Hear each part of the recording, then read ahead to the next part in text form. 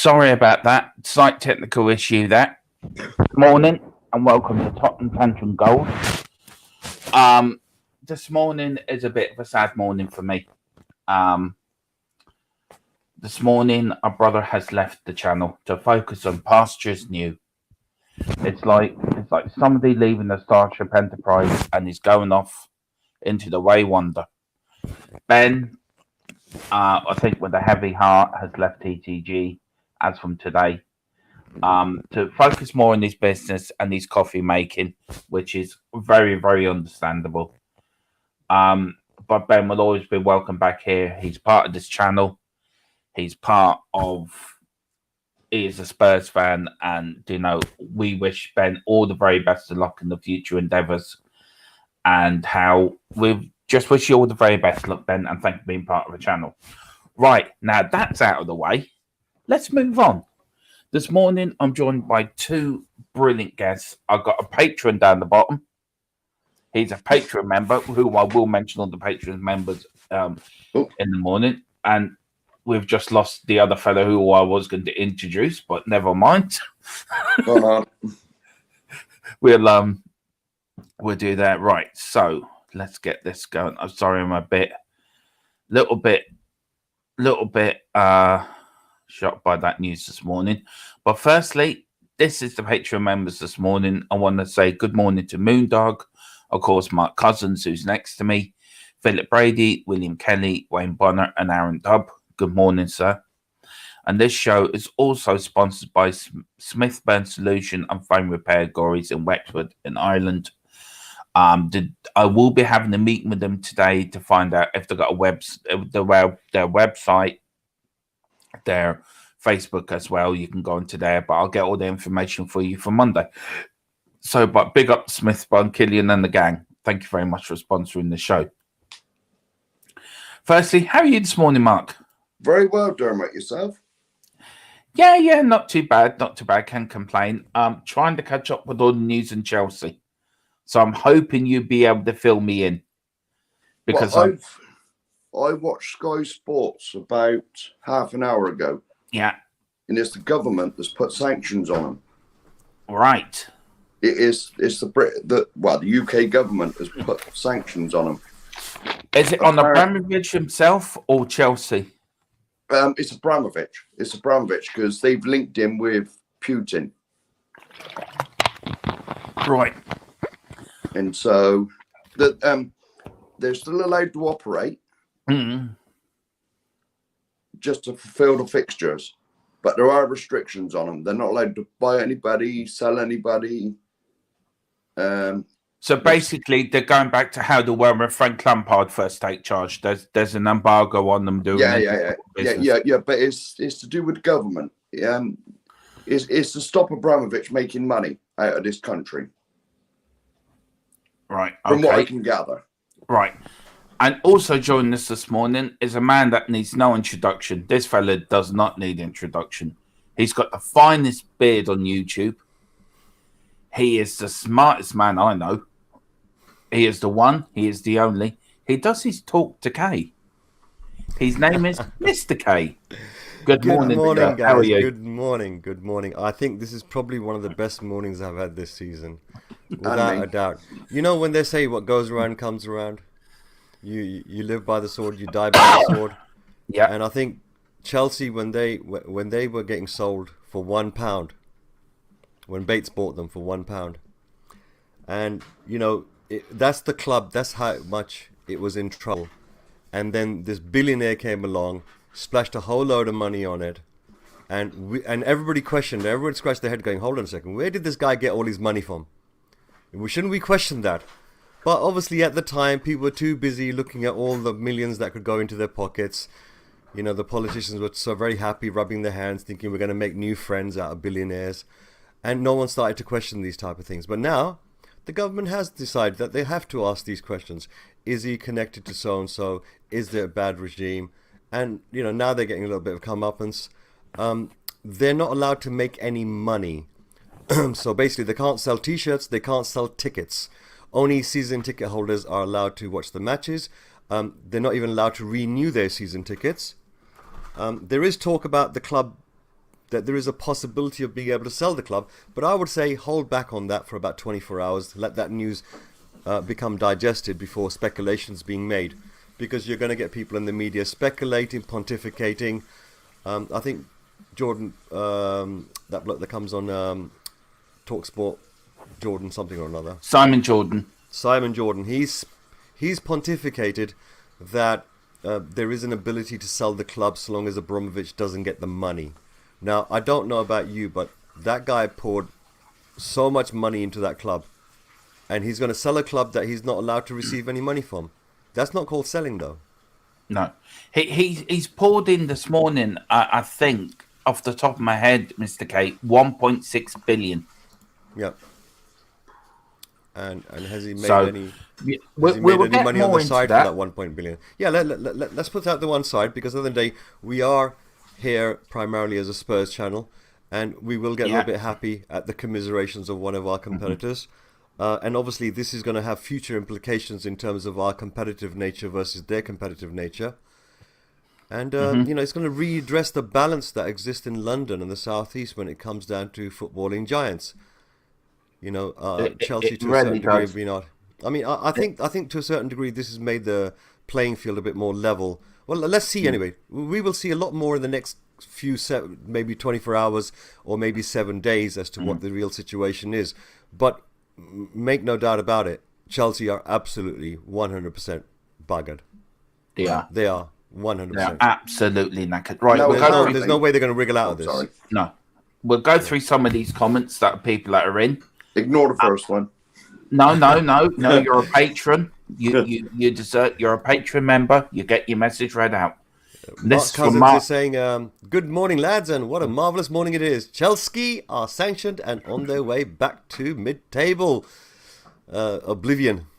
Yeah, and then we've got this one from somebody called Mr. K. I don't know who he is, but he seems to be very good in YouTube, I've heard. But anyway. Come on, you Spurs. Chelsea get their pants pulled down today. Yes, indeed. Carl Simpson saying, "Good morning, gents. Chelsea in the mud big time. I was just looking at the sanctions. All of those out-of-contract players gone. And let's see if players try to screw up their contracts to get out." Yeah. There's going to be a lot of this type of shenanigans going on by agents who are going to try to get their players out of there and to get lucrative contracts elsewhere. Graham's in the house saying, "Good morning." That's GRL58. Graham, good morning to you. Good morning, Graham. William Kelly's in the house saying, "Bloody great. I love seeing Chelsea suffer. Ha ha ha ha." Yeah. And Sean Butler's in the house. Good morning, my Irish brother. Well done, my Irish. And here is Sean Butler's in the house. Good morning, lads. Good morning to you, Sean. Morning, Shawnee. And William is saying, "Morning, Sonny." We've got Mr. Celery Agent. Good morning, sir. My days, Celery Agent's in the house all the way from down under. Good morning to you, Celery Agent. And what a wonderful morning it is to be a Spurs fan. It is. I am going to put the link for the show in the chat. So if anybody wants to join us and have to say on this Chelsea matter, it would be really appreciated. I'll start with you. Mark. Yeah. Chelsea sanctioned, can't buy, can't sell players, can't renew their contracts. Fans, only season ticket holders can come to Chelsea. Are we going to see Chelsea going back to like they were in the 80s? Now, the one thing I was going to say, and I forgot, when I was watching Sky Sports News, these sanctions only go up to May the 31st. That's what they said on there. I don't know how true that is. I think that's a review, isn't it? They're going to review it then. Yeah. So it might be squashed altogether after May. But I don't think Putin's going to pull out by May. I think this is going to drag on for some time. So long as Putin is there, sanctions will have to continue. And this is just an example of the type of sanctions that the government wishes to do. Like I said, there'll be more details coming out later. Watch. Yeah. Well, now, according to Sky Sports, it's only season ticket holders, like you said, that's allowed to go there. They're not allowed to sell no match day tickets. So, I mean, I think Tottenham do it. If a season ticket don't want to go, you can put them up for sale, can't you? No, that ticket can either privately be sold or be transferred. Yeah, like yeah. LCR. That's what I was on about. Yeah, you can try, but I don't think they're allowed to do that. Was it? They're only allowed to spend £20,000 to go away from home. Right, so they're all traveling by train then? Yeah, train or Ryanair or whatever. You know, there's no more private jets than that, apparently. The club shop is shut. They're not allowed to sell any merchandise whatsoever. Any beers and teas? Any cakes and buns? Well, there goes your VIP boxes, and that's where they make the vast bulk of money. I mean, surely like the pubs and that around there still be open, so they're allowed to do what they like. But it's measures just to stop Abramovich making any money whatsoever. Not that he needs it. My question to actually both of you, and I'll start with you, Mr. K, and Mark, great comments there already this morning. Absolutely fantastic. This is only what I've heard. Yeah. Who's going to want to buy Chelsea? There are people already lining up. They can smell the blood in the water. They're sniffing the opportunity of being able to pick something up quite cheap. And any money that they put in will have to be invested straight into the club rather than go to Abramovich. So that's a win-win scenario for anyone who wants to buy it. There are going to be people lining up. Trust me, there's going to be loads of people lining up to buy this. But it's all a question of how the government allows the sale to go through. So expect the government to get their palms greased. And I think that's what this is. This is a deflection away from the incompetence that we have in our government. And that's really what it is that they're so incompetent, they had to show something. So this is what it is. And they're using this as an example. But at the end of the day, if they're going to sell something, then behind the scenes, someone's palms are going to have to get greased up. And over here, Liam is saying, I find these sanctions interesting. A UK High Court judge in 2012 concluded that Roman had no significant influence or relationship with Putin to the extent that he could enhance his commercial wealth. Now, this is the main thing, is that this connection that he has with Putin, there is not a single billionaire in Russia that does not have some connection with the government, and the government in Russia is purely 100% Putin, because he spent all of the time in his regime so far getting rid of all the opposition and getting rid of anyone next to him that could possibly take his power. The government is Putin, and it's impossible to be a Russian billionaire and not have connections with Putin, especially from the KGB, because you got to remember, these people weren't billionaires under the USSR. It was a communist system. They only became billionaires when the system became an open system. Yeah. And the only way you could get an open system and people to get possession over some assets and so on, like natural resources, was to be greasing the palms of those in power. So therefore, every single billionaire... Oh, sorry. Something else I heard on Sky Sports was that Abramovich was a governor of a certain region in Russia. Yes, that's right. Years ago. Yeah, it was, yeah. Yeah, he was a governor of some region in Russia. What does this mean for the Premier League as a whole? As a whole entity, as a whole selling point? I think it gives West Ham an opportunity to get into the top 5. It gives us an opportunity to get into the top 4. A big opportunity. Should there be some sort of... I see, this is hard for me because what I don't get is, right, they've sanctioned Chelsea. Why are they allowed to fulfill their fixtures? No. They haven't sanctioned Chelsea. They've sanctioned they have sanctioned Chelsea because Abramovich is the owner of Chelsea. Well, that's who they sanctioned. They haven't actually sanctioned Chelsea. They've sanctioned Roman. Basically, what they're doing is they're preventing any money transfers. They're trying to make life difficult economically for those people that are linked to the Russian government, right? So that's the reason why they're going after the billionaires, because these billionaires are linked with the Russian government. And they're trying to make life so uncomfortable that they wish to get something, either a regime change or for Putin to take his fingers off Ukraine. Right, and right now there's so little action that the British government has done. In fact, they've done the reverse, where one of the top Russian banks, they've turned around and said, you know what, we'll give you 30 days to sort your affairs out. That's not sanctions. You know, sanctions is trying to make your life uncomfortable as possible to get what you want. You know, in those 30 days, how many Ukrainians do you think are going to die? You know, so we're seeing look, the thing about our government here, right, in the UK, right, yeah, is probably the most incompetent bunch of idiots I've ever seen run anything, let alone a government. If there's anybody on this planet, if there's anybody watching the stream that's got an ounce of respect for Boris and his government, please put something into the comments, or please click on the link and come here and educate me, because I would really like to know. Because I've had to sit here for 2 years and watch them kill thousands of people with their incompetence over COVID, with the corruption that's going on, with the redefinition of the word partying and, one rule for us and one rule for you. We've known for decades that the Tory party has got their fingers into Russian money and been greased and palmed on it for so long. So all of this is a bit of a fiasco. I digress. It's all incompetence. Let this incompetence ride a little bit, because most of it's all, half of it's speculation, right? Most people don't know what the true implications are until we start to see it happening. There's going to be a little bit of confusion. We are going to get pundits on TV that are going to start to pontificate about something because they used to be, club owners. But the reality is that can they put that into current context today? Because this British government has, when it comes to international affairs, has a track history of breaking laws, of doing things illegal, especially when it came to Ireland, when it came to the Brexit Treaty. Right? I mean, look how they messed that up. That was a sanctified law that they had, and they decided to go ahead with it and abolish something that was written in law. The Americans had to step in and say, "Are you stupid?" And the British government said, "Yes, we have got someone stupid in charge." So, as I said, this is a deflection and a distraction away from the incompetence that exists.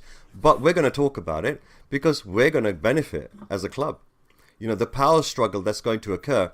And this has come at a most beautiful time for us, because we've got Conte, one of the world's best coaches. We've got a money structure built around a stadium that may come into fruition in a couple of years, i.e. really start to rolling, give it a couple of years after COVID and the economy to start moving. We're going to be sitting in a very good position. If we can take advantage of the summer transfer market, because there's no way that Chelsea will be allowed to buy and sell players worth millions of pounds of transaction. That's just not going to happen. They won't be able to sell the player to make money, and they won't have the money to buy the players. It's just that simple. If you don't have money revenue streams coming in between now and summer, where's your money coming from? Where's your money? If it doesn't come from Abramovich, where's it coming from? Self-sustaining? No. You just spent 2 years in COVID. What money reserves have you got? You had to borrow money in order to keep your club going. That's how the situation has been. Now, they have got a fat academy, and they've been stealing players from all over the world. When I mean stealing, they've been breaking the law. They got punished from it, right? That's why Frank Lampard managed to get his job. He thought himself, wow, I'm a world-class coach. No, mate, you're a patsy brought in just to cover a period of time when no other manager would bother touching your club, right? You did Abramovich a favour by being there, and he did you a favour to put something on your CV. Right, now you're at Everton losing 5-0 against us. That shows your true pedigree. Right? 2 points off the bottom. Can I just say something? Go ahead. Sorry, Mr. Kate. It was just somebody's put a comment in, and it's a very good comment actually by Carl Simpson. Surely this screws Everton as well with units of excuse the spelling, but with their Russian involvement, doesn't that surely? It's not about Russian involvement. It's about the attachment that these Russians have when it comes to the actual regime that Putin has got. So you may have some Russians that obviously they're Russians, their businesses started from Russia, but they've got as far away from Russia as possible, so they're not involved with the regime, right? And there's some rich people that are from Russia that they have a heavy involvement in how Putin controls and does what he does. They enforce that. So if you've got Russians that have got nothing to do with Putin, right? Now there is actually a High Court ruling that was made in 2012. I'm going to see if I can pull it up, where the High Court actually ratified that Abramovich has nothing to do with the regime. It was said here somewhere in the Liam 1. High Court, there's Liam 1. Now I'm going to try to pull up.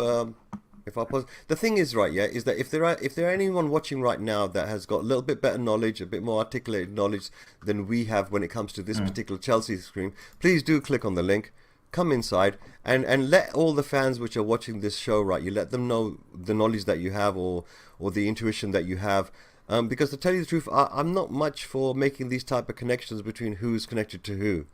because all of this is smoke and daggers as far as I'm concerned. Mhm. And it's really, as far as I'm concerned, if the British government are doing anything, right?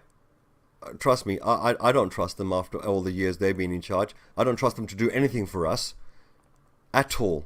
I've seen them lie, cheat, fornificate, and they've been caught doing this, by the way. Yeah, I mean, for example, the Home Secretary bullied somebody so hard he committed suicide. They investigated her, and she said, "I'm sorry," and Boris Johnson said, "That's okay." They're allowed to get away with this type of stuff. The government, right, decided to change international law to prevent refugees from coming here. They broke international law. They broke European laws, right, and they broke their own laws to prevent refugees from coming here. And then guess what? Now we can't take Ukrainian refugees because of all that paperwork. So they really shot themselves in the foot on this situation. Secondly, they've been so slow to do any sanctions, so slow to provide any aid, so slow to put any type of pressure. When other countries are, they need to show something. And this guy, Abramovich, seems to be the easiest target. Now, if they messed up legally, then this could go to the High Court. And they could, as a government, get laughed at in front of the whole world, which they have done, many, many times in the past. Yeah. So we'll have to see. They might be able to get away with it till May. You never know. But I'm hoping that they're so greedy and want to cover their back so much that they'll push this through, because they pushed through every other crap that they've done, and that it might actually stick. Abramovich might actually have to leave. The club may be in financial dire straits for the next few years. And the faster they can move management, then the faster the investment could come through in the summer. So there could be something like that going on. But then, having said that, they are, I don't know, will they become tainted goods? I don't think so. I think so. Really? Yeah. If you change management. management. Isn't Abramovich an Israeli citizen now? He is. He is. I mean, even now, it's just broken. I mean, this is a fast-moving story this morning. Aye. Chelsea shirt sponsor 3 said they're reviewing their contract. I saw that.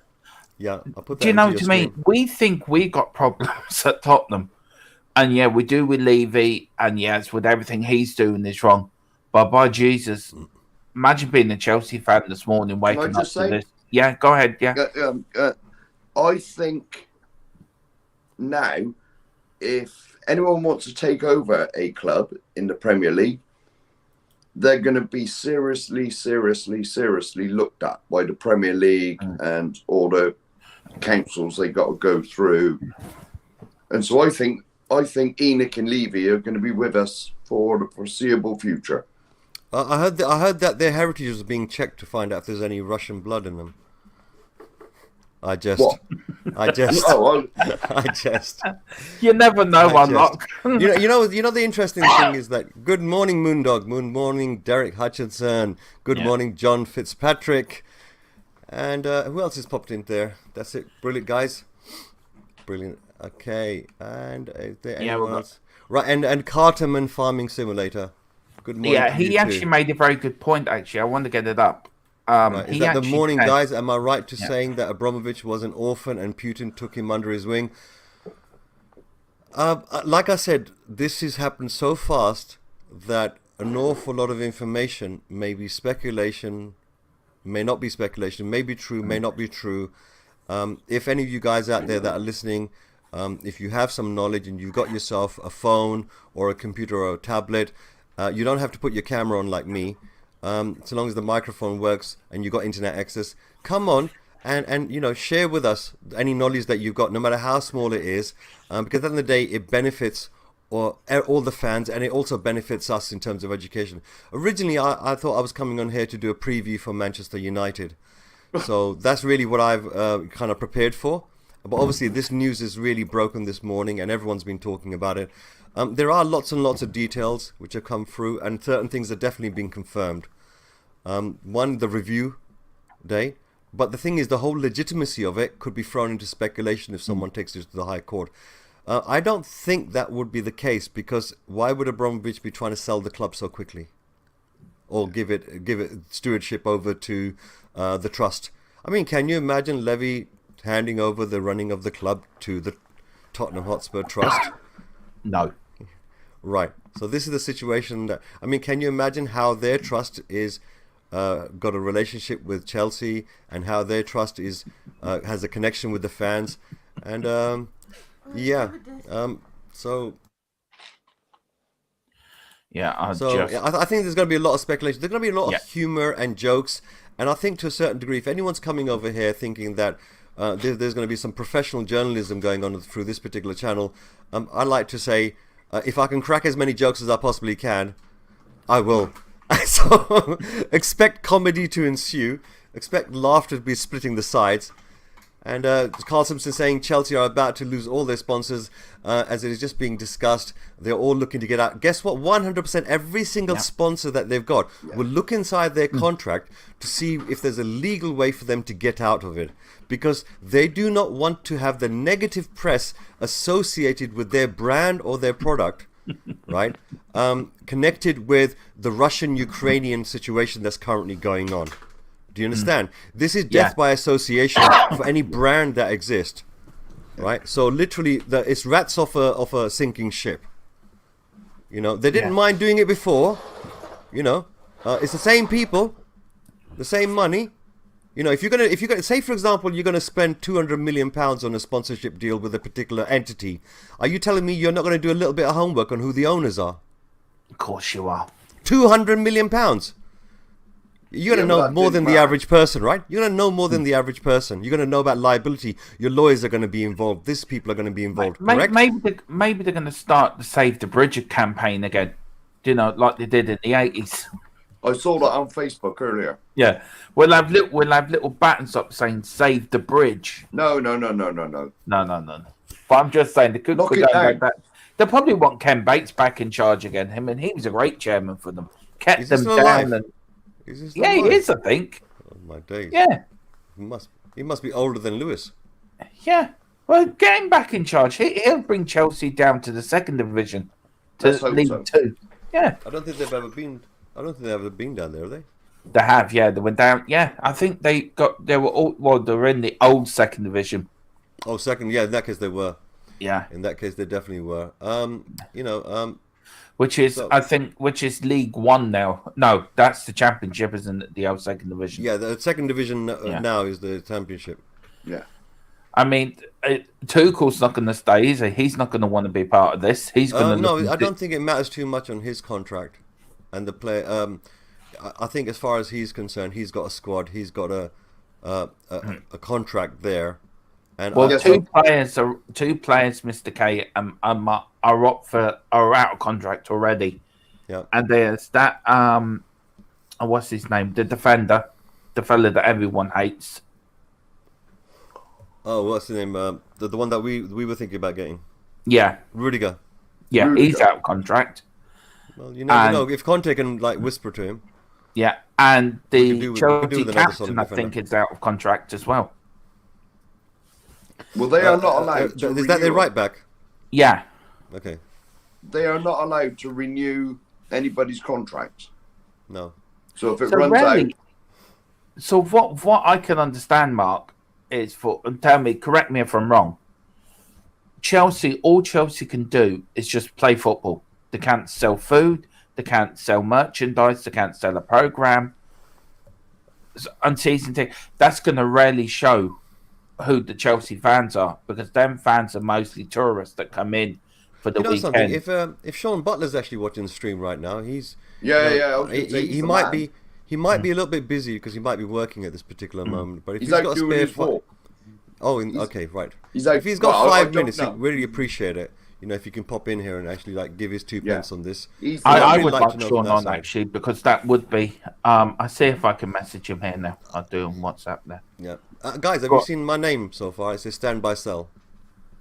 It's a little public service which I'm doing, which is supporting other people that are being victimized in our Spurs community, being lies being told about them. People are conniving behind the scenes.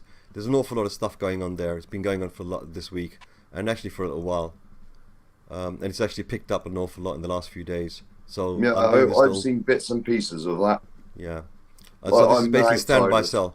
No, Yeah. this has actually got to do with our fan base. Yeah. And it's actually got to do with the fact that people that have been looking for opportunities to rubbish the people that have that criticize or hold the club to an account, that their views and their integrities are trying to be rubbished, right? And if they can do that to one of ours, then they can do it to the rest of us quite easily. So I stand by Stel, and if anybody disagrees, give me your 2 pence, put it in the comments, or come on here and talk to me. All I saw is that Stelios called out a few channels, didn't he, for not saying about Levy out. No, what he did was he reminded everyone what these channels had previously said. Yes. And how they had gone back on what they said or covered it up. He didn't tell them out. He just reminded people of history. He said, look, here you go. And the thing is that, see, the thing is, when you say, you know, when people turn around and use different words like call out, all he's done is basically turn around and say, hey, man, you put this previous tweets, you done these previous programs, but you said a whole bunch of stuff, but how comes all of a sudden you conveniently forgotten about it? If you want to make a new comment, please do so, let us know. Because it's all about integrity, right? So guess what they've done? People have connived to destroy his integrity.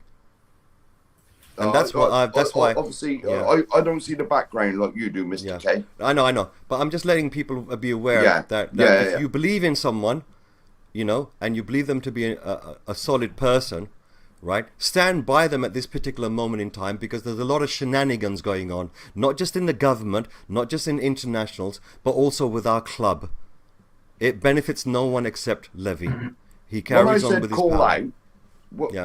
When I said he called out some channels, didn't it mean... Oh, I do understand what you're saying, Mark. Go at him, yeah. You know, it's a standard saying, isn't it, Mark? Mark, is a standard when someone... It's actually called calling out, isn't it? Yeah. It's just that sometimes people will take basic English words and misconstrue what they mean. Yeah. It's quite easy to do with the English language. It's very ambiguous. It's all based on context. And people can take words out of a paragraph and put one sentence out of context. And that's what they've tried to do with Stelios. All I saw is that first tweet he put out. And there was a few channels mentioned. Yeah. And the thing is, you know, those channels, if they've got any type of integrity, they can come on. Hey, Bobby K's in the house. Bobby K, man, come on the show. Bobby K, come on, Bobby K. Where is he? 2 pence. I will put the link in here for Mr. Bobby K. My Canadian brother. Come on, Mr. Bobby K. Come on here. I like speaking to the colonies. One of my colonial brothers. We're not a colonial up here in Ireland. We're a free nation. We fought for our independence. We fought for and won. We're the only country, I think, in history to bring a whole British Empire to its knees and to the truce table, you know, and that was done by one man and 12 of them, and he rode round Dublin on a bicycle. Okay. Enough about that. That's just enough of that. Enough of that. That's what you want to talk about colonial stuff. I tell you one thing. That film with Liam Neeson and Stephen Ray's in it. And I'll pop it on one night. I'll pop it on one night in a private stream. We can all watch it together. But for the timing, let's have a little look and see what the that's it. John Fitzpatrick, you never beat the Irish. Liam's laughing his nuts off, and Bobby K saying, "Give me 15 minutes. I'm just feeding these damn kids," and he'll be on there. So I think look, what we can do for the time being is let's have a quick little review of what is going on with Manchester United, because we're all prepared for that. Yeah, can I just quickly say, sorry, Mr. K, just quickly say. If there is 17 people watching, thank you all for watching this morning. It means a hell of a lot to me. If you like what you're saying, hit that subscription button, hit that like button, please share, and we're up to 382. Let's get the 400 before St. Patrick's Day. That is so I can celebrate St. Patrick's Day with 400 subscribers and a pint of Guinness. Let's get there. If you want to become a patron, the link's in the YouTube channel. But if you would like to donate, everything that you donate goes back into the channel again, like upgrading my equipment and stuff like that, so I can give you a better service as a channel. You can there's a PayPal account that bit's in the link. Yeah, it might even help the autofocus as well. Yeah, that's true. And I might buy myself an auto cue as well, so I can start reading it. So I'm not just. You'll have to write it. You have to write it down first. But listen, guys out there, look, Tottenham Tantrum Gold is one of those unique type of channels that likes to remind us about the glories that Tottenham has actually achieved. We get so much slagging off in the media by other opposition fans that say that we've never won anything, but our history is full of great achievements when it comes to winning things. And I think that this particular channel is really on the top when it comes to reminding people. Mr. Mark, do I detect a Cornish accent? No. Near Somerset. Cricketing right, I would place. ask you both a question, and it's both actually Tottenham related. And I'll start with you, Mark, and then I'll go with you, Mr. K. When was the first time, Mark, you ever watched Tottenham? When was the first time that Tottenham came into your world? Right.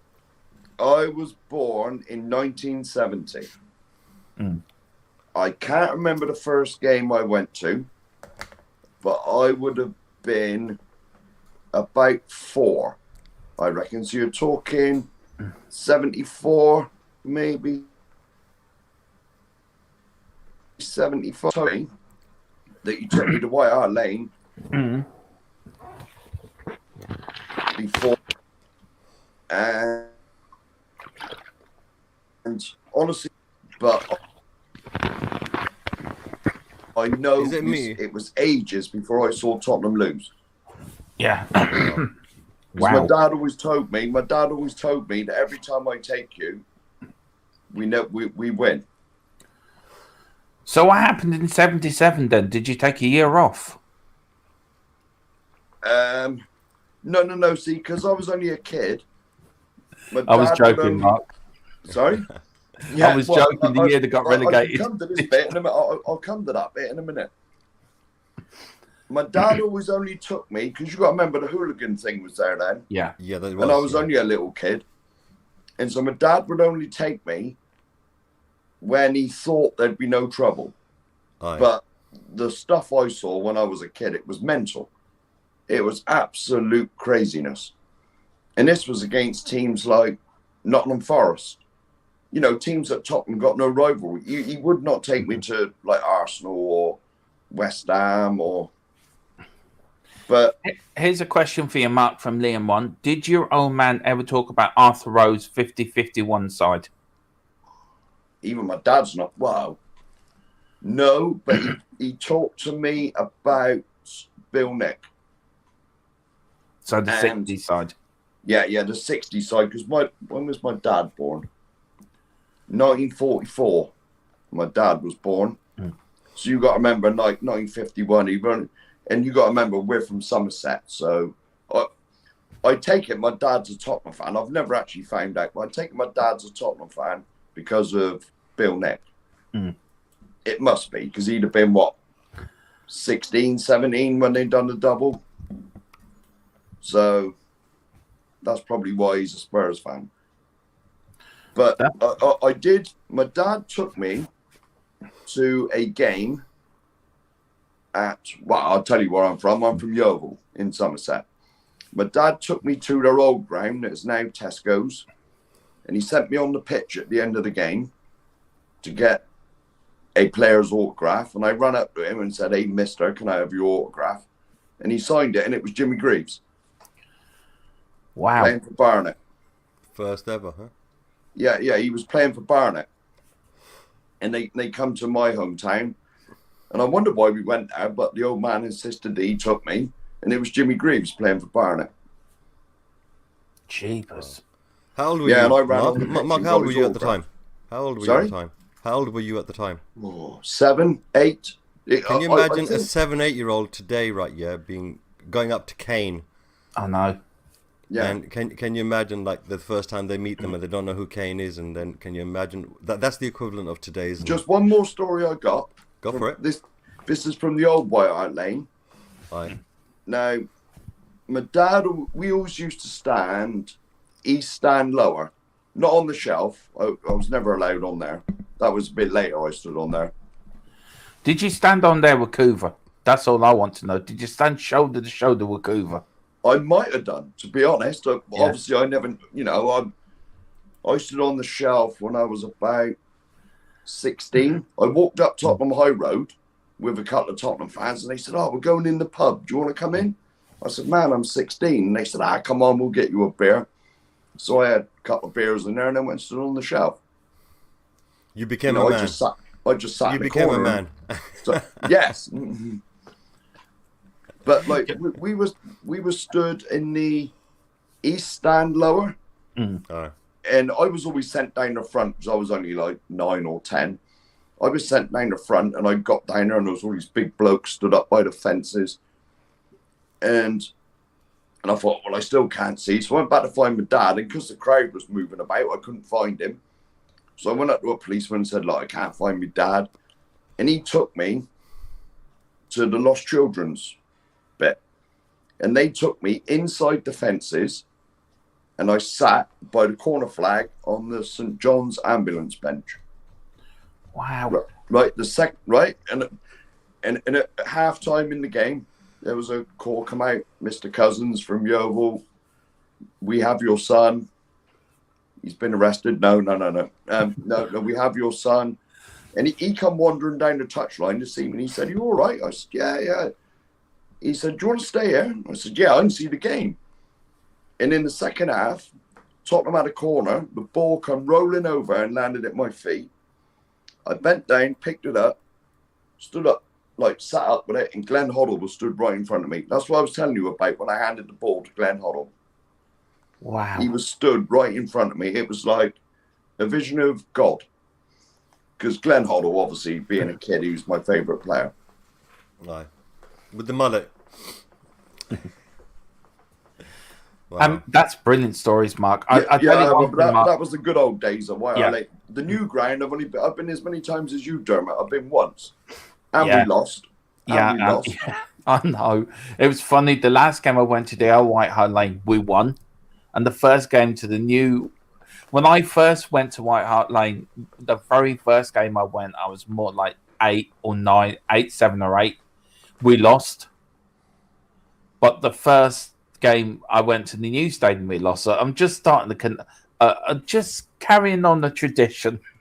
Yeah, but the next one they'll win. But Mark, we're gonna have to get you on to a show which I'm putting together called the Patrons Life Spurs Stories, and you be one of the first guests because I love to hear your story, and I'm sure the Tatron Goal Army will love to hear your life. Yeah, I got loads more. I got loads more. Like, well, not so much when I was a kid because I can't really remember.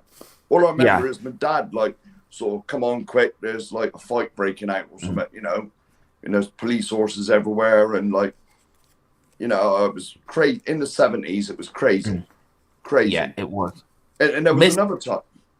I think it was in our run to the 81 final. Mm-hmm. We played Exeter. We played. I can't Google it because I'm on my phone, but like, I think we played them in the quarterfinals. I think Exeter, if I'm right. Well, I was there. I was there, and my dad. We always used to go. And my dad always used to go in the same pub. A couple of pints before the game, I had a couple of Cokes and a packet of crisps. And then we go in and watch the game. And we walked into this pub and they wouldn't serve my dad because he had a West Country accent. And they thought he was an Exeter fan. That's ridiculous. Yeah. We always used to go in the same pub. I think, was it the Bell and Hare that was on the end? Yeah. It was on the end by the away end. Let's see. Yeah, you played Exeter. It was the quarterfinals. Sixth round. Yeah, sixth round. The 7th of March, 1981, you beat them 2-0. Yes, I was there. There. Mr. K. Brilliant stories, Mark. I could listen to you all night, but we have to get on. Mr. K, same thing to you. When did Tottenham first come into your life?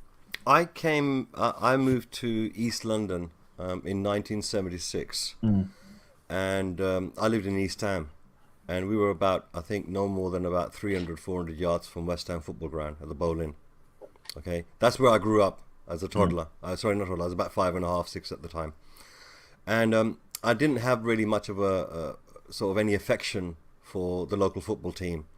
Because at the time, if you know, in 1976, 1977, 1978 to 80, there was an abundance of racism that existed in East London. Right, the Tory government had flamed racism in order to get into power, and unemployment was between 79 to 81. It'd gone from 500,000 to 3.5 million. That was the Thatcher years. So I said to myself, I'd be darned if I'm going to support this racist team.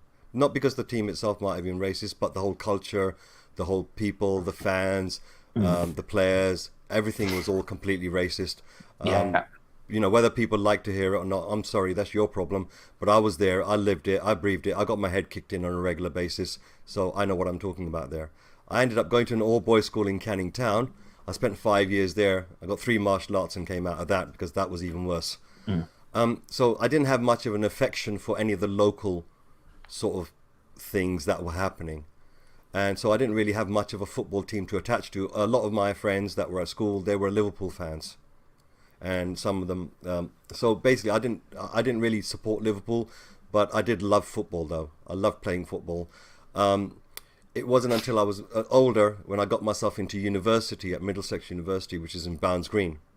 So I'd go through North London every single day. It would take me an hour and a half to get to North London, an hour and a half to get back because you have to travel through the train systems, go into the city and come out of the city. So you're catching 2 buses, 3 trains, an hour and a half altogether. And when I was going through an awful lot of the boys that I was hanging around with to play football or to play any type of sport, they were all North London boys. And, you know, they supported the North London teams. Some of them supported Arsenal, some of them supported Tottenham. So I started to watch both types of teams playing because I just loved football at the time. Right? Wenger had come in. He was making changes not just to his team, but to his club, but to the whole of the United Kingdom when it came to football in terms of diet, exercise and so forth. And then it got to a point where I think that year, when I actually started to say, you know what, this is my team, was the year when Tottenham started off the season and they just sold Berbatov. That was their main striker. So here I'm looking at a team that's 2 points at the bottom of the table. 2 points. They just sold their number 1 striker. They got crap in return. They've got no chance of getting nowhere. And I thought to myself, you know what? There's Arsenal over there, which is having a season of untouchableness, right? And then you got right next to them a team that's 2 points, the bottom of the league. They just sold their number 1 striker. They're absolutely in shit creek without a paddle. I said, you know what? I like the underdog. I'm going to support them. And the next thing I know, Ramos gets sacked. Redknapp comes in. And that was probably the most weirdest season you're ever going to see. Because that team went from 2 points at the bottom of the league to qualifying for Champions League. Right? That was an amazing achievement. Up until that season, any time that Bale played for Tottenham, Tottenham lost. Yeah, I remember right? That. And so therefore I'm coming into a team where everyone's useless. Right? No striker, no points, managers just get sacked. We get a wheeler dealer, Del Boy, arriving, and I think Tottenham had to clear his debts or his involvements with certain things in order to bring him in, you know, because he was a bit shady and so on. And I thought to myself, you know what? These boys don't stand any chance whatsoever. But guess what? I love the spirit of the fans because, you know, the boys that I was with, that supported Tottenham, they were solid boys. They had integrity. They didn't have lots of money. They were poor. And then I was watching all these boys that were supporting Arsenal. They had money. They had affluence. They had everything and flashy. And I thought, forget them. I'm going to stick with these boys here because I can get on with them better. And that season, I said, yeah, that's it. I'm supporting Tottenham. Proper hardcore. Yeah. And you can imagine the journey we had that season. That magic journey. Absolutely amazing. So yeah, that's when I started supporting Tottenham, and it's been pretty much a roller coaster ever since. So it's not like I've seen the glory days of Tottenham. That's why I love this channel. You know, I love this channel because it can teach me and instruct me on what is the glory. Why does the motto exist? To dare is to do. I know in today's world, mottos don't mean much especially to the corporate world, the people out there who seem to be more happy with the paychecks and how much money, some other people are making, than what's actually the glory on the pitch, with the reason why you're playing football. But I was genuinely interested in the football itself. And you can get 40 kids, put them in a park, give them 4 bags and give them 1 football, and they can have the time of their life. And being someone from Pakistan, cricketing is in our blood.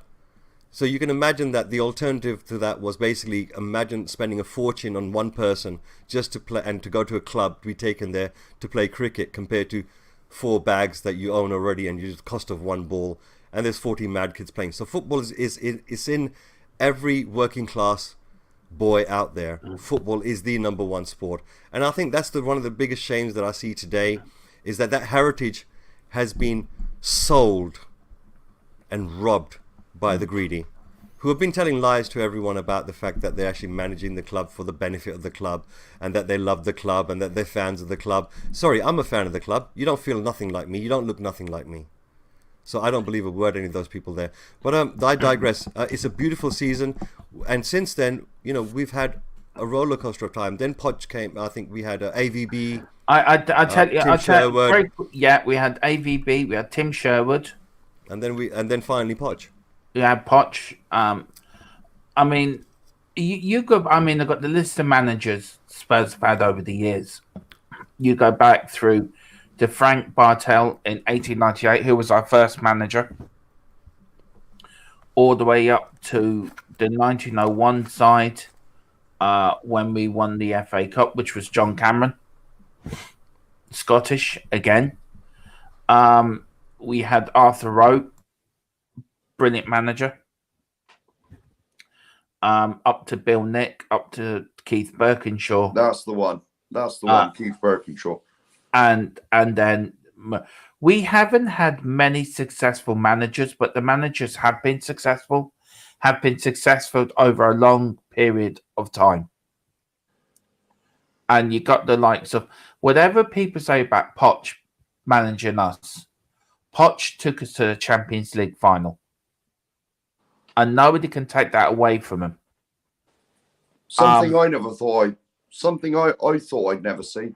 I thought I would never see Spurs in the Champions League final. No. I thought I'd never see Tottenham fight for a league title the year we fought. No. And having fans like Mr. K, a new one this morning, and you look at the troubles Chelsea are in now with Abramovich and the sanctions and everything. We as a club have a better fan base than the likes of Chelsea and that. Because we as a fan base have been through more problems, more turmoil.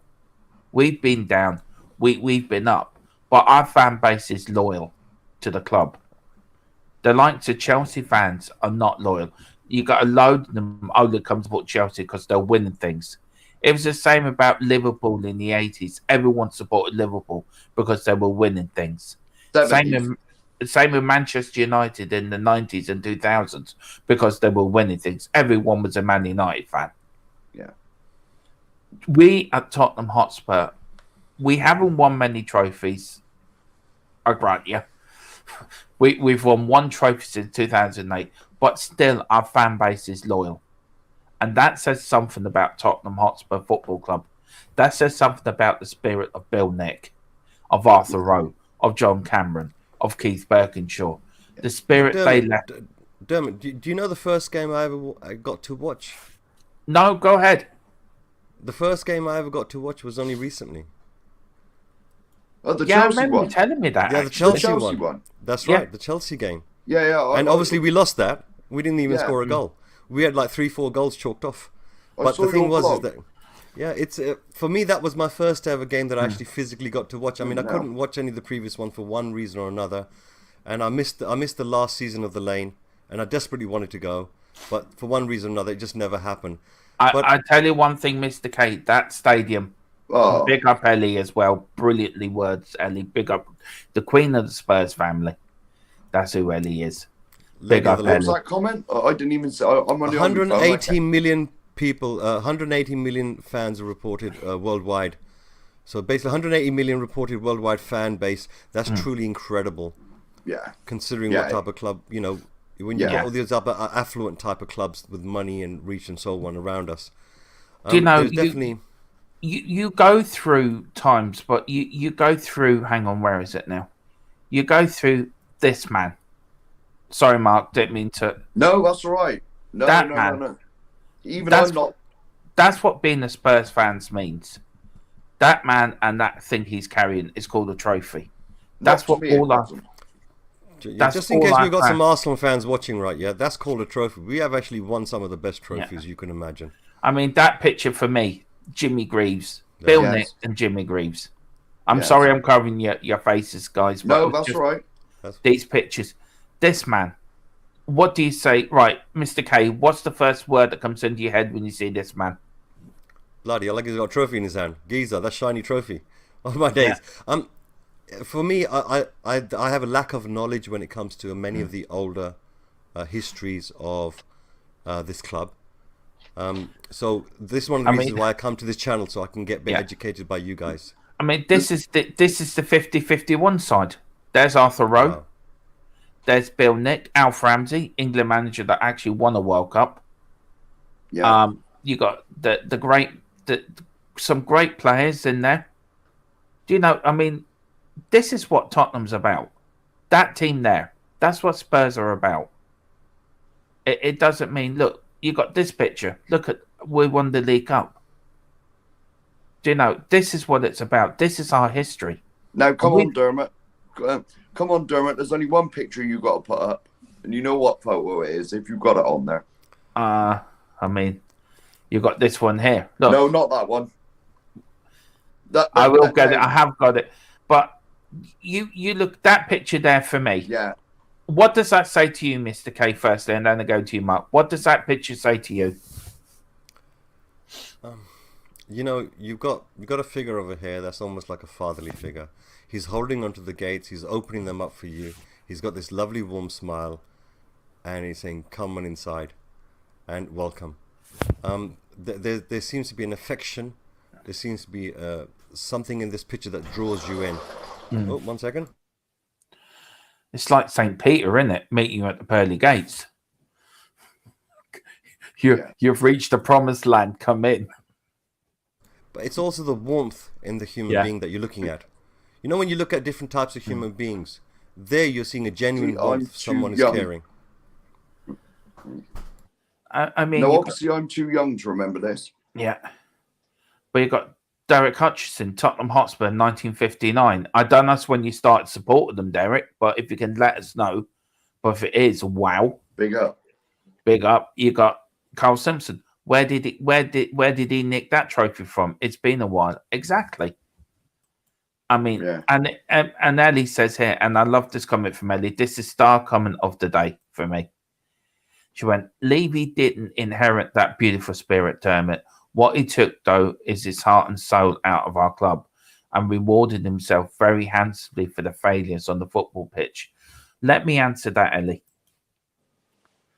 Right? And let me answer it with a man's picture up there, because the only way this point is going to make it across. Sorry, Mark, again, I apologise. No, that's all right. I'm waiting for you to find the photo that I want up on there. I will. I'll get it up in a minute, Mark. Keep calm. Right. God, keep calm, Mr. Mannering. Right. Right. That man there is Tottenham Hotspur Football Club. That man holding the trophy is what we are. He came in the club in 1936. He played for us. He won 2 league championships with us, plus a charity shield. He won 12 trophies in 12 years. This is what our club is about. There was always a say, the house that Bill built. Yeah. He built our house that we all could live in. Not just me. Mr. K could. You could, Mark. Ellie could. We all could live there happily. Because that man made it a home. And for whatever reason, Levy, Enoch have destroyed that home. They destroyed the foundation. See, Dermot, that's what I was trying to say to you earlier, is that the warmth and the smile, the look of the eyes, there's a genuine person there. Can you imagine Levy standing there and smiling, and how that would make you feel? And what's the first words come into your mind when you see this picture? I'm I'm not allowed to to say it this time of day. No, nor am I. No, can I just say though? Yeah. Can I just say, right? We don't like Levy. We don't like the way he's running the club, but it's the way of the world. The world is back in the day when Bill Nick was there. The world was not about money. The world was not about how many houses you own, how much money you got in the bank.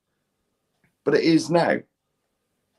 You know, we blame, you know, I'm not defending Levy or Enoch or nothing, because I don't like him as much as anybody else, but it's the way of the world. It's the way the world's gone that everyone's got to make a penny or two.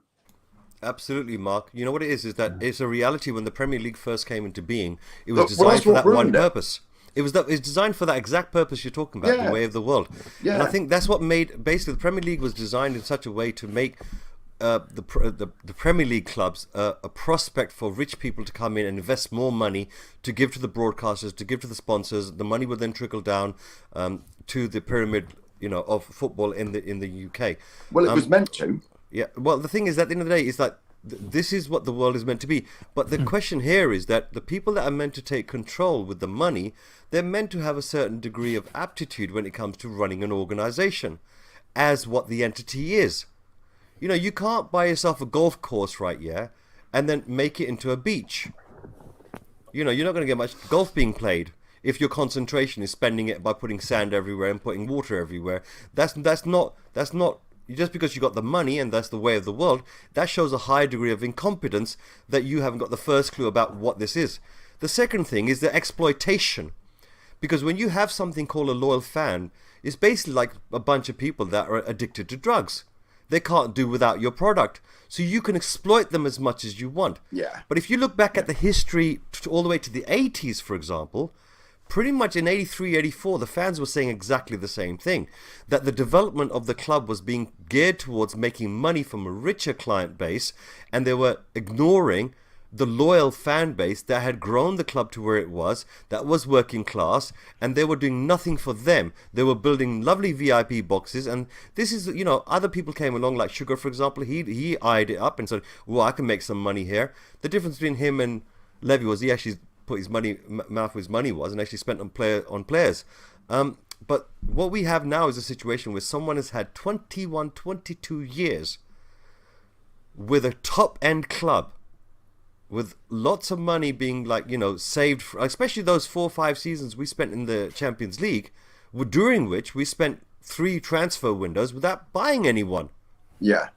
Yeah. Right? So all that money that was being tucked away into the pockets and so on, where did it go? It definitely was not put onto the pitch. So when Levy turns around now and makes a statement saying every penny goes into the team, well, which team is he talking about? It's definitely not the playing team on the football pitch, because we got a world-class coach that's come along and said, listen, you know what? This club has made stupid mistakes when it comes to buying players, choosing the right players. They've made mistakes in multiple fronts. And not only just playing, but also the infrastructure of the actual club itself. We're talking about the medical, we're talking about the training, we're talking about the psychological help, we're talking about making sure that you have a cohesive package of players that have similar mentalities, that get on with one another and will work as a team. Instead, what has happened is that Levy has used the players as if they're commodities like everything else. So he's buying them with the view to make money. He thinks, you know what, if I buy maybe 5 players, if one of those players can turn into a 50 million, 100 million pound player, I can make money. And if I don't make enough with the other 4, I can sell them on somewhere, or, you know, I can do something else with them. And the lies that he's been telling the fans, is I'm actually doing this for you. No, I've got your best heart. So this is blatant lies. The only problem we have got now with the fan base, unfortunately, and this is why I love this channel, is that the fan base seems to forget what happened 6 months ago.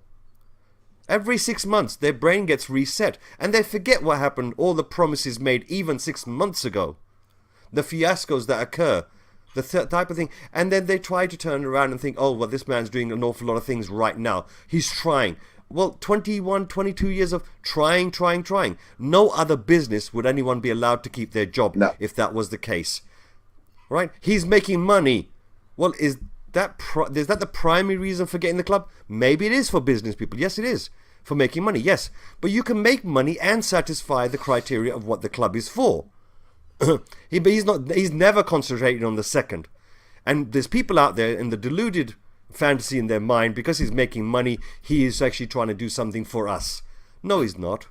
All he's done is made everything more expensive, made now the seats and the cost of going down to watch this match is the most expensive in the Premier League, and yet we've got nothing to show for it.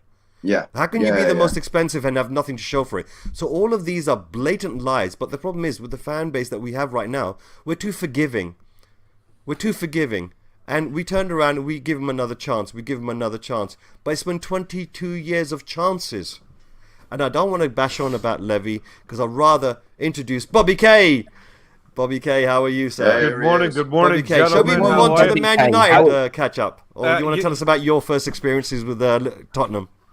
Oh, my first experience with Tottenham was, I still can easily tell you, it was 92. I was 16 years old. I was in England for a cousin's wedding.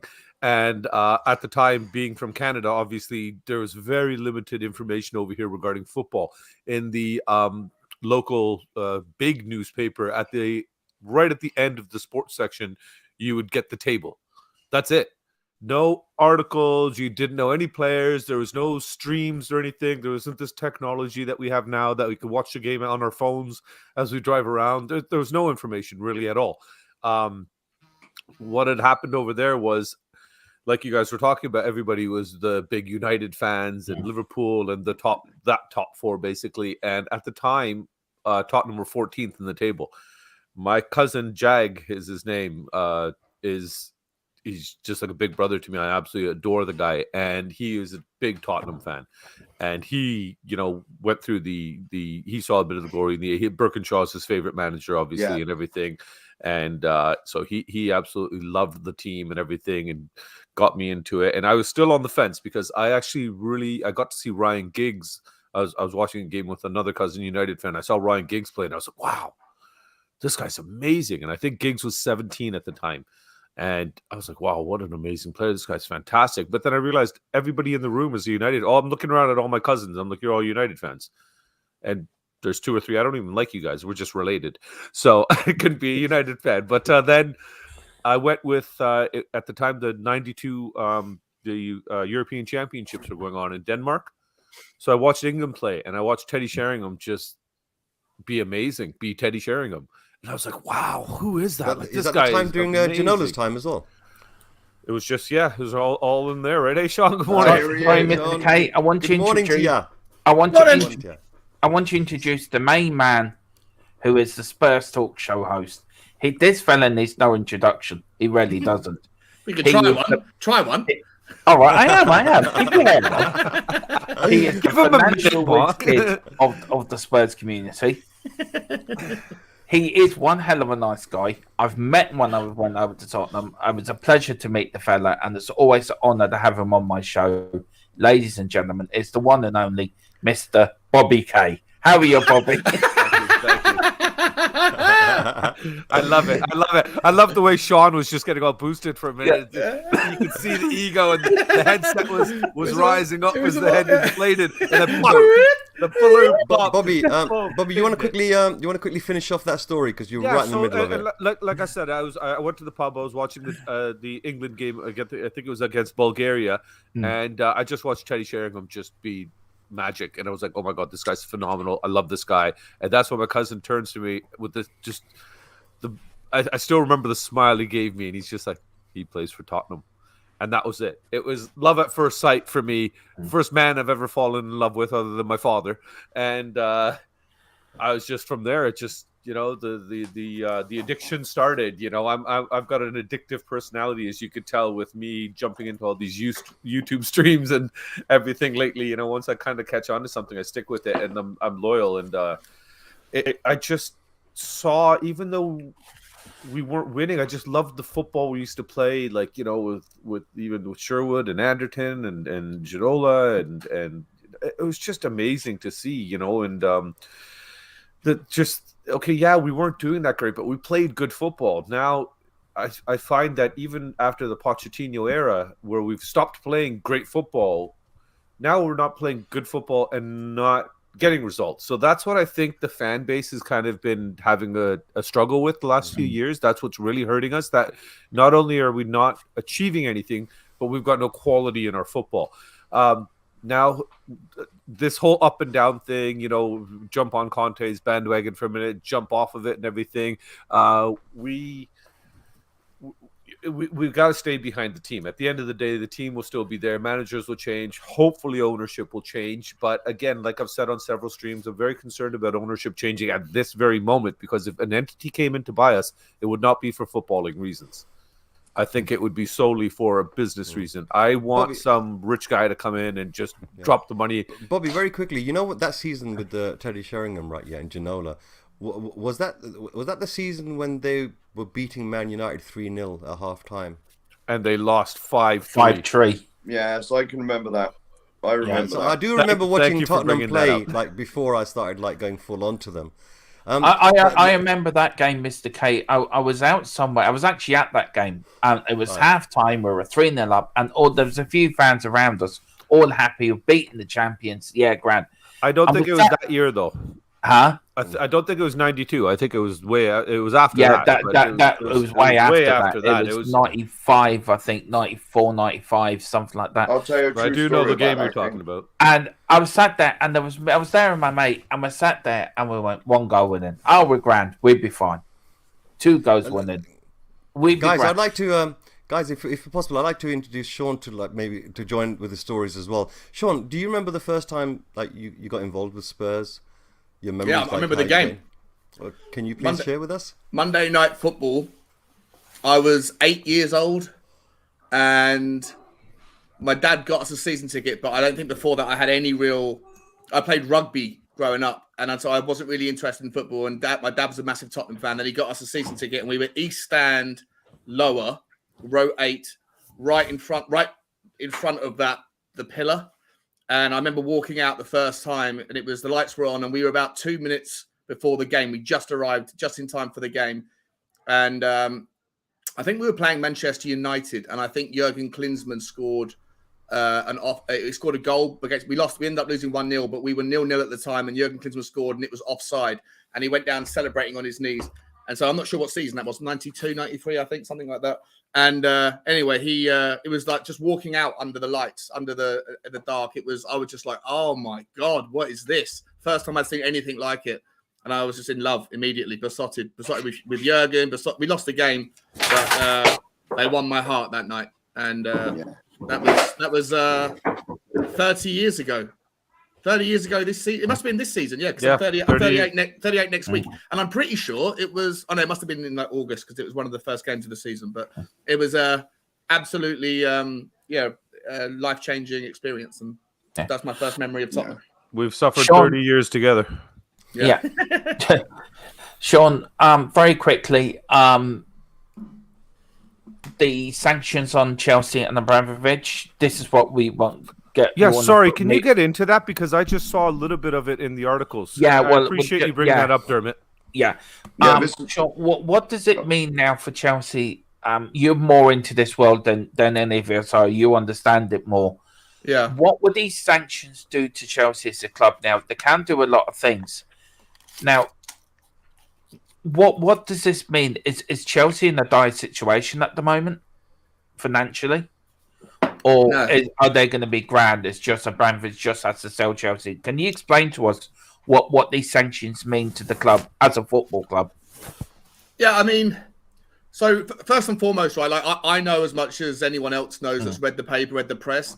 It's not even clear. Like even the minister of sport and recreation is currently talking to the oversight committees. What I've just read, so they don't even know, because it's like. In situations past where we've taken assets from bad actors, etc., it's very easy to confiscate and to seize bank accounts, yachts, apartments, that sort of thing. But with Chelsea, it's really interesting, because with Chelsea, it's like a liquid asset, it's a moving, it's like a living organism, and it affects so many people that are in the UK. It affects everyone who, especially kind of lower economical people who want to support their football team, who have little else to get excited about. And so the rules are not clear from what I've read, like how they do it. They've put freezes on that people can't renew their season tickets, even though like a season ticket is a debtor, right? So someone's paid for their season ticket up front. The club it's a debtor, right? So they owe the debt to the people that are paid the money. And so the season ticket holders will be allowed to go to the games, but they won't be able to renew their season ticket. And depending on how long this goes on for, until Tottenham obviously wanted to get their season tickets renewed in April. Who knows whether Chelsea will be sold within a reasonable amount of time. But that's been blocked.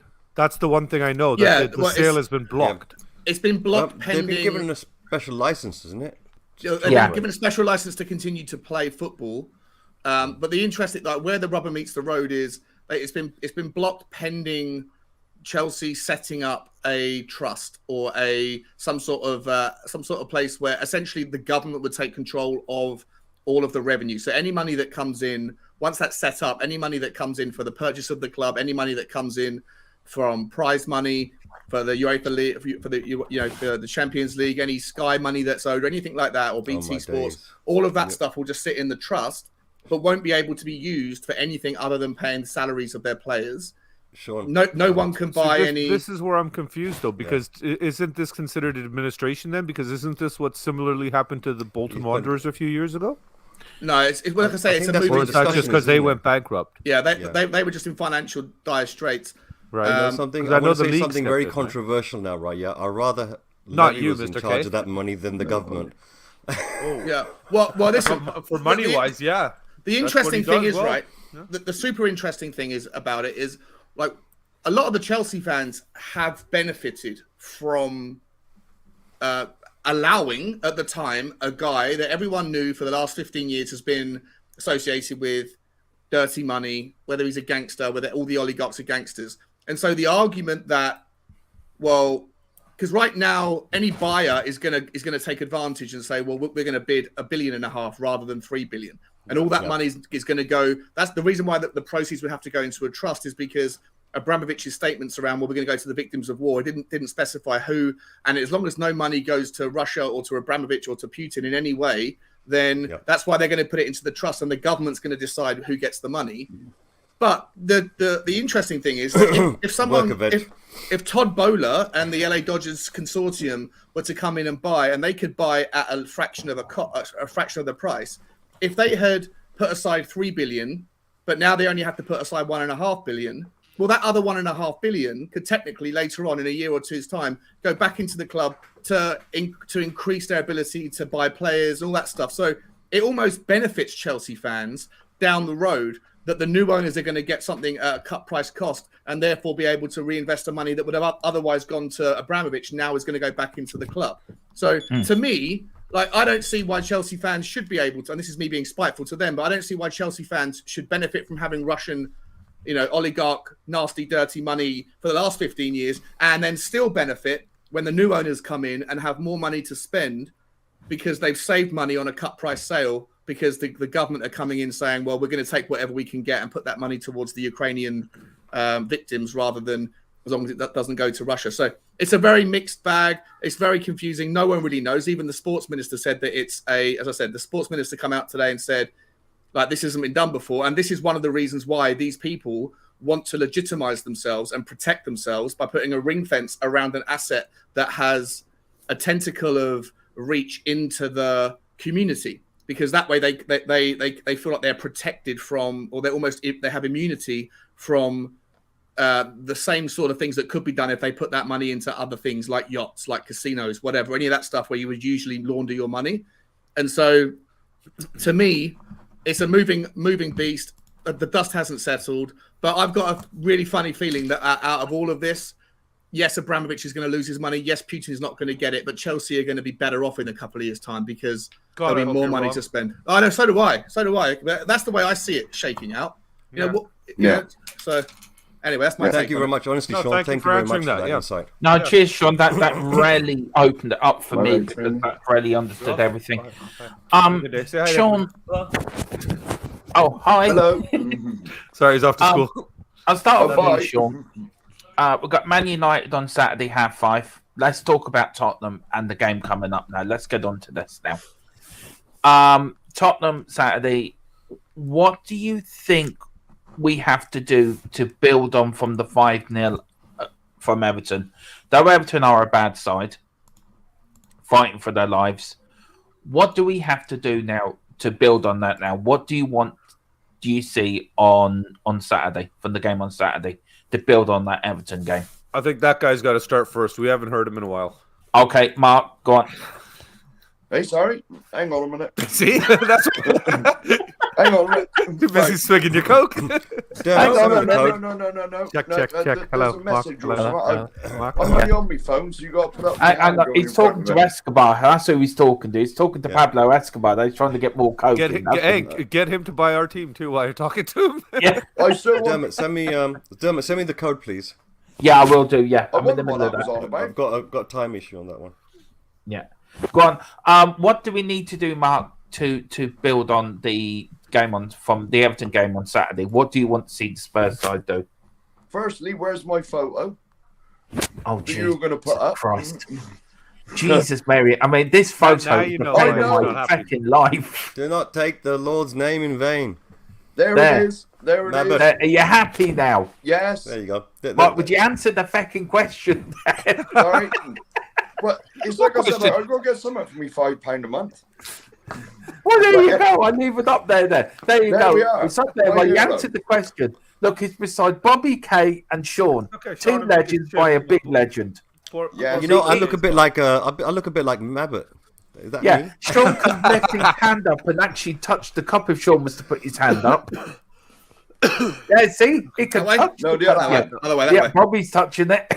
Right now, Mark, Right. would you answer the question? I've done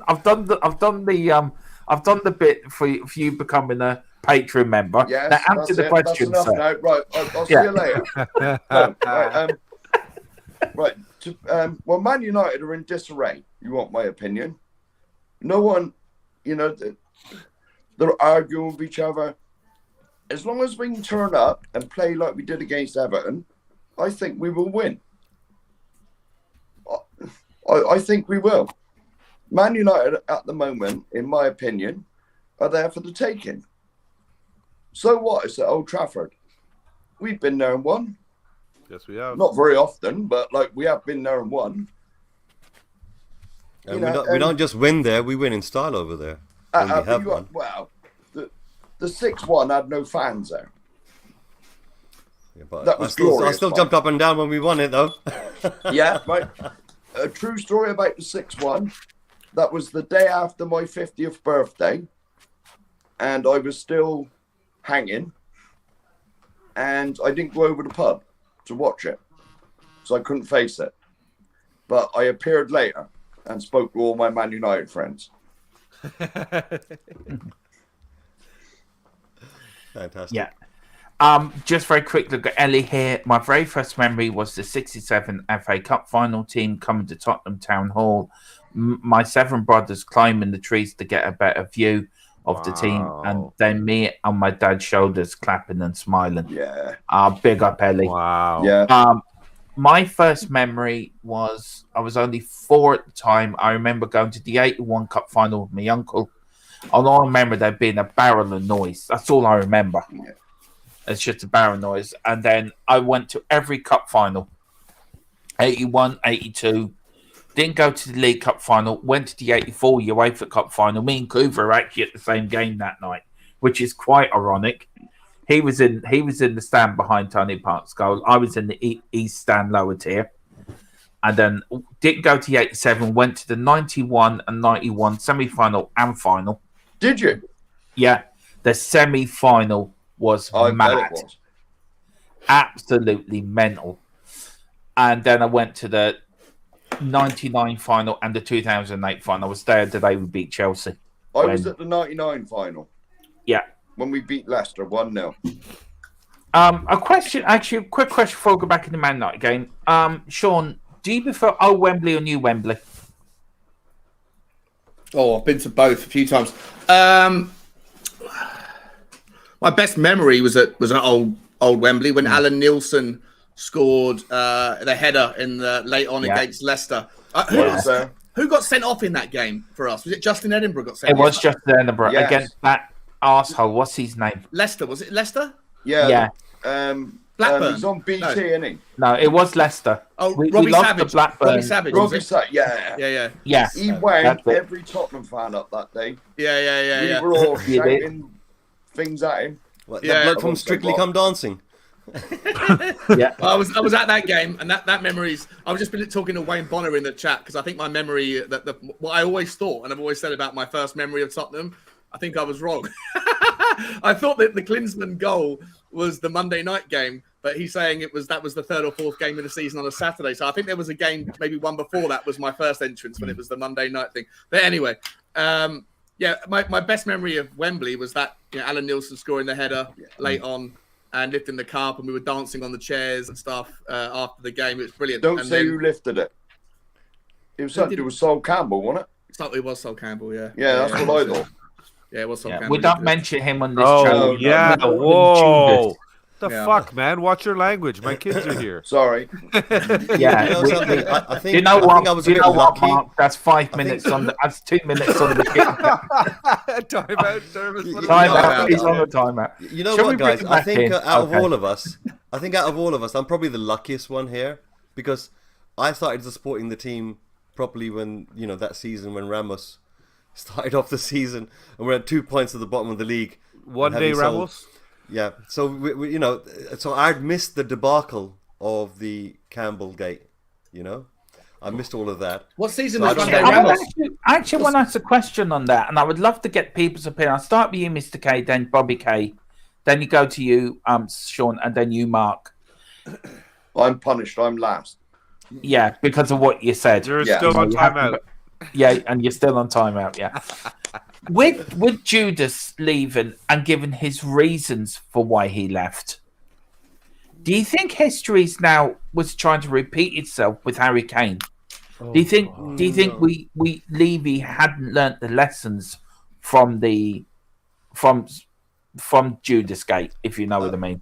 I think it was I'll a very stop you, different Mr. type. K. I think it was a very different type of time. Number one, and secondly, Yeah. you've got very different circumstances where I think from what I've heard many people tell me, it was a case of that previously he'd been saying that he wanted to stay in the club, whereas Kane has always been saying, look, I want a successful team to win trophies, and if I can't do it here, then obviously you know what that means. It means I need to go elsewhere. So the intention of going to win trophies was always being stated by Kane, but he said my preference is to win trophies with Tottenham. Right, so that's a very different scenario to what was previously being done with Campbell. So I think there's two different types of things. I don't think you can really make that type of comparison that way, because money's not a problem. Kane has never turned around and said my wages are not sufficient. Whereas what was happening with Campbell, that's what the dispute was between him and the club. He wanted a better it's contract. come out, Mr. K. It's come out recently that it says he left because the club weren't focused on winning stuff. That's why he also left. got paid a bucket load of money to go across the road. Yeah, I know. But does his reasons that has Look, Levy at the end not of the day, learned he said his he made, lesson? look, at the end of the day, he said he made mistakes. He put his hand up and said, "Listen, it wasn't that I left because plenty of people have gone backwards and forwards between Tottenham and Arsenal, including managers. Gallas, So it George wasn't Graham. that scenario. Yeah. It Willie all Young. had to do was the way he did it. Yeah, I Was mean, the Pat betrayal Jennings, to the fans. Yeah, In never terms told of your anyone. integrity, right? Yeah, is the words that you speak, and you're going to be held accountable. I mean, to a Yeah. certain degree, that's where the modern world has changed an awful lot. And look, Gaguma's in the house. Gaguma. Big up Gaguma. Big up Gaguma. Gaguma. But what I'm saying is that integrity, right? Yeah, amongst footballers. We put look, everybody in the country, no matter which institution they are and which people they are, they all say the same thing, and that is footballers, especially at the highest top end of the game, are role models, and they must, part of their contract is to behave themselves and act as gentlemen or ladies if they're female footballers, and that they are role models for younger people, and part of being a role model is your integrity. Right? Forget what business people do. Forget what management. That's a different type of entity. But when it comes down to the footballing players, this is without doubt everyone recognizes this one basic attribute, which is your integrity. And what happened there is he made mistakes, And he admits it. He's put his hand up afterwards and say, you know, in his retirement, he's retired. He says, listen, I made mistakes with the way that I did it. He goes, I'm sorry. I made mistakes. That's on me. And some people may accept that. Most will not. Because once you burn your bridges that way, it's very difficult to say sorry afterwards. So as a human being, I don't, you know what it is? I didn't live through that time as a Spurs fan. So I don't really have too much of an angst one way or the other with this particular gentleman. But I am a fan like you guys. And therefore, if you guys feel aggrieved, then I support your aggrievement because you give me valid arguments to why. And that is all about integrity. Yeah. So you guys feel it more than I do. And I feel it from you. You know, I mean, you look at the Pat Jennings thing, Bobby K. Great answers, Mr. K, and thank you for that. It was brilliant. You look at the Pat Jennings. He went for Tottenham to Arsenal. Keith Birkinshaw on the board thought he was past it. Obviously, Pat Jennings wasn't. Every time he came back to White Hart Lane, he got a fantastic reception. Even when we played him at Highbury, he got a fantastic reception. Yeah, Dele Alli got a fantastic reception. Amazing reception. Not the same. If players leave in the right way, does it matter which club they go to, or is it because he went to that team down the road? No, it's not the team down the road. Because of the manner he left Bobby. I think that's a bogus excuse because people turned around and said he had an option to go Barcelona. That wasn't even true. That was made up. Yeah, but Bobby, how do you see it? I mean, how do you? First off, it's kind of hard to. It's kind of hard to follow Mr. K here. You know, he's so well spoken and everything, and his facts and points are just absolutely outstanding. As far as I'm concerned, you guys know more than I do. Honestly, you guys know more about this than I do. I don't. I'm like you, Mr. K, because again, even though I've been a fan for 30 years, my footballing knowledge didn't really come into fruition until the last, say, 10, 12 years when we started getting that information over here with the advancements in technology and everything, where we started able to watch the games and everything like that and get the information. Yeah. The news media here started covering football, and we started getting this information. Otherwise, you know, it's back on the old Commodore 64 kind of thing. You know, you're not about to download stuff. No, I think back then it was Amiga 500. Yeah, there you go. ColecoVision, you know. So it's like, you know, we couldn't get now. It's like everything's Mama Coat's in the house. At the hands, you know. But it's like you guys said already. It's I can only echo what you already said. It's the way he did it. From my understanding now, there was commitment. I'm going to sign at the end of the season. I'm going to sign at the end of the season. I'm going to sign at the end of the season. Fuck you, I'm out of here. And then where he went was just kind of like that was just the final nail in the coffin kind of thing. It was like there's a dozen nails. Can you imagine if all that time he said, "Listen," that's it. But can you imagine if he turned around and said, "Listen, I'm going to leave at the end of the season. I'm going to go to Arsenal," and he said that while he was playing for Tottenham? What do you reckon would have happened? But it doesn't matter. I'm not making excuses for him because at the end of the day, he's a grown-ass man, right? He lost his integrity at that moment. And for some people, the vast majority of Spurs fans, that integrity is never going to come back. It doesn't matter what he does. And this is the thing now, Mr. K. This is where the $1 million question comes up. What's more important to you as a footballer, as a human being, as a person, your integrity or trophies? Because Sol Campbell, you piece of shit, you've got trophies in your cabinet now that have the Arsenal name on it, but you have no integrity. Harry Kane has an empty trophy cabinet, but is respected, adored, and loved. The man has so much integrity. He's just a class act. He's an example to the future. Do you know something about Twitter? Have you heard of Twitter? Once or twice, yeah. Right, okay. You remember what happened last summer? You remember what happened at the beginning of the season? Right, you talk about the integrity of Kane, right, yeah? He missed 2 days of training, right, yeah? And there was an absolute meltdown in the media. But that's the media, Mr. K. I'm sorry. I'm talking about the fans. I'm talking about Spurs fans. Oh, yeah. I'm sorry. I'm talking about Spurs fans. I'm talking about fans that I know in my groups. Calling for his head, yeah. Yeah, that was saying, no, he's a rat. Yeah. Yeah. Right? So you know when you talk about loyalty, right, yeah, and integrity, right? At the end of the day, I sometimes look at these type of words that people brandish, right, yeah, and they themselves don't hold these type of values, and yet they expect other people to hold it. With Sol Campbell, it's a different matter because that was clear cut. But with the modern day world, with the modern day media and social media that we have, it's an environment that can breed reaction rather than exploration. But like you said, it's this right here, because now, like Elliot pointed out, we've got 180 million fans worldwide. Now, every one of those fans has access to all the information regarding Tottenham, all the players, this and that. But the streams of information and where they're coming from, the sources of those information, are a lot of them. Let's face it, are dark sources. They want to cause controversy for the club. They call it clickbait nonsense over here. Basically, just to get you to click into it and get in there, and it's just absolute I utter believe the news bullshit. media has been quite manipulative of Spurs fans of the last 10 years. This is what I've been observing. Look, I studied electronics. I originally did electronics, then I did manufacturing, then I went back to electronics, and then I did a master's in microelectronics. I've always been around technology for most of my life. I had a medical about 20 odd years ago, so I left technology for a while, but I kept abreast of what was going on. I'm now back with technology, believe it or not, even at my age. So I look at these type of things and I think to myself, if America can elect Trump, if 70, 80 million people in America can vote for Trump, even after, the fiascos of January the 6th, then imagine what that media can do to us Spurs fans. And the thing is, in order for them to sell newspapers, you know what? I think some of this trouble that we've had between fans against fans and fans against the club is a matter of the transparency that the club doesn't have when it comes to transporting information. Now, obviously, as a private PR board business, sucks. it doesn't. But as a private business, it's very difficult to be transparent because they're private. It's a private organization. It doesn't. It's not publicly owned. So it's really, we're kind of stuck. And because of this situation, it allows other organizations to manipulate and to stir the pot.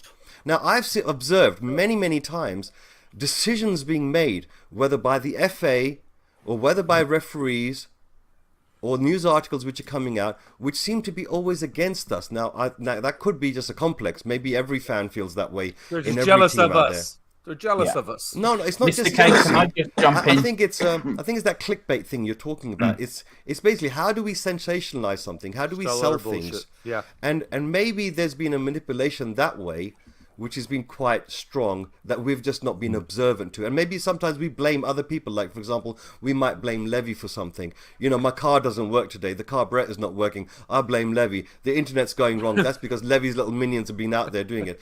And I think that type of complex has really crept into us and it's become a bit of a meme. I treat it as a meme because I laugh at these type of things. Because in the real world, there's more real issues that deserve your time, your attention, and there's real people dying or living or suffering, and this is a sport. And I think that the energy that we put sometimes towards this particular club when it comes down to how we view the management or how we view the players is too strong sometimes. And it's only too strong because we've got social media right now, which allows our voices to be amplified and heard, especially the people that make noise and the people that are very fast at typing or very savvy that way or well connected Or have create nothing those better networks. to do. They're sitting there being trolls and just causing chaos in other people's lives. And because they're miserable trolling is a lot more fun for those people that got that type of mindset. Yeah. And they can easily sow seeds of, disruption here and there. And I love the fan base. Go on, Sean, please. Sorry, bro. Sorry, guys. I got to jump. I got some work calls I got to do in 15 minutes. I'm not prepared for it. I just wanted to pop on and say hello. Listen, Sean, thank you very much for coming on, brother. Honestly, thank you very much for clarifying those things. Yeah. And I'm learning it like everybody else. It's all some of the insights you have are absolutely amazing. I always learn from you. I know sometimes we may differ on certain things, but I truly respect your knowledge, brother. Yeah. I appreciate You want to that. plug your channel, sir? I respect you. Spurs Talk Show, guys. Yeah, I'm on the march. I'm what's my hang on. You better know this stuff. I'm 11 away from 600 subscribers. So okay, I'll make a few more accounts. Yes. I don't do that. It was a quick stream last night. I've already subbed onto your channel 49 times. I've only got 16. Well, I'm on the march to it. Yeah, 4-hour stream last night. I might do a little video later on about the financial stuff as well. Just if there's anything. Have you been for your out. walk? I haven't done the walk yet. It's the other thing. I've got to do that at some point this afternoon. I watch that every day. Oh, do you? I appreciate that, mate. Yeah, it's because I put on so much weight. Back when I came home from New York, I lived in New York, and in 2019 I came home and I was 14 stone.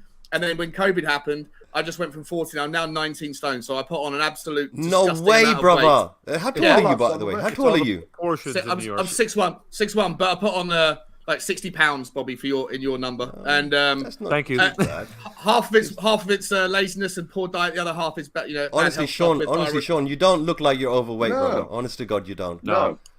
No, you Appreciate don't. it. But so the morning walks are a way for me to kill two birds with one stone, lose a bit of weight, hopefully, and also talk Tottenham. It's nice. And I appreciate, Fantastic. Mark, you watching it. But that's where you can find me, guys. Spurs Talk Show. Dermot, thank you so much for having me on. And Have a you, great day, Jay. Johnny. Come on, you Bobby Spurs. and Mark, love you guys. Oh, Great to before see you go, what do you predict the score is going to be for Man United? Before you Good go, call. very quickly. Yeah. 3-1 Tottenham. Yeah. Fantastic. Come on, you Spurs. Good man. Come on! Come See you on. game day. Right. Okay, we're out. I love it. See ya. Right, we're going to end this stream off here because I have somewhere to go. Bobby, can you stay behind and don't cut off straight away because I need to talk to you in the back room, Uh-oh. please, if Okay. you don't Yeah, mind. of course. Yeah. Good man. Mr. K, thank you for coming on as an emergency co-host for me this morning. Mark, it's always been a pleasure. Yep. Very Just wanna do quickly, a couple of quick shout outs. Chris Agomba, thank you Yeah. very much for coming onto the stream. Absolutely love you. Guguma, I'm just going to say your name again. Why not? Lazy801, thank you very much for coming onto the stream. Absolutely fantastic. It's very easy for Judas to change the narrative in his favor at this time. So I think Yeah, obviously. I think your views are more valid in terms of what went on than people who I don't wasn't know even like asked. myself. Yeah. But I know what's going to happen. You're going to break the screens or something. But I'll leave it there now. Thank you very much. Oh, Alan Harris as well. Thank you very much, Alan Harris, for coming in I there. like that one from I think so, Carl. Absolutely fantastic. Is there anyone else that we missed out? And all of you you don't- viewers out if there, you- thank you very much for turning up to the show. It's been absolutely fantastic. And if you can, like and subscribe. If you've done that already, you got Twitter, share it. Let people know about this channel. I tell you Thank you. one thing. I've got a bit of breaking news. We did Go a ahead. show last Friday, and you were on it, Bobby. I think you were on it, Mark. Yeah. We had 106. Last time I checked, 175 views on Twitter. Wow. That was our first over 100 view show. Wow. Fantastic. Very good. So Very good. Fantastic. we're on 382. We're trying to get the 400 before St Patrick's Day, which is Yep. next week.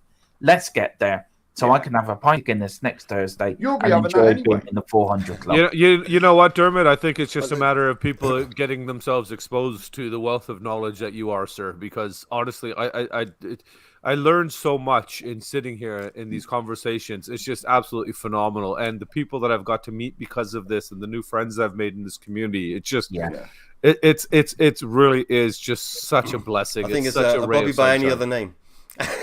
Yeah, But before we go, Dermot, what's your score prediction, mate? Oh, I'm actually going for 2-0 Tottenham. Mark, score prediction? 6-1.